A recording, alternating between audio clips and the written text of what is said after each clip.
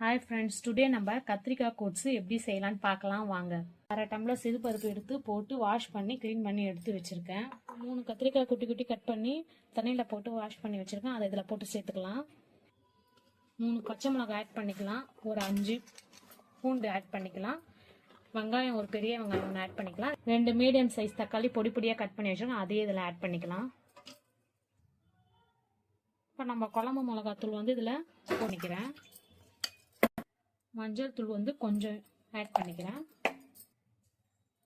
உப்பு தேவையான அளவு ஆட் பண்ணிக்கிறேன். இந்த டம்ளரில் நான் ஒரு 2 டம்ளர் தண்ணி ஊற்றிக்கிறேன். இப்போ 2 டம்ளர் தண்ணி ஊற்றிட்டோம். இப்போ குக்கர் மூடி போட்டு 4 விசில் வந்துட்ட பிறகு பார்க்கலாம் வாங்க. இப்போ நம்ம ஓப்பன் பண்ணிட்டோம். இதை நல்லா மசிச்சு விட்டுக்கலாம். கரைஞ்சிட்டோம். இப்போ தாளிப்பு போட்டுக்கலாம் வாங்க. இப்போ நம்ம எண்ணெய் ஊற்றிட்டு கடுகு போட்டு காஞ்ச மிளகாய் போட்டு இந்த தாளிப்பு இது பண்ணி ரெடி பண்ணியாச்சு. இப்போ ஸ்டவ் ஆஃப் பண்ணிட்டு இது தாளிப்பு இதில் போட்டுக்கலாம். இப்போ கொத்தமல்லி கருவேப்பிலை ஆட் பண்ணிக்கலாம். இதில் இப்போ ஸ்டவ் ஆன் பண்ணிவிட்டு நல்லா கலரி விடலாம். இப்போ ஸ்டவ் ஆஃப் பண்ணிடலாம்.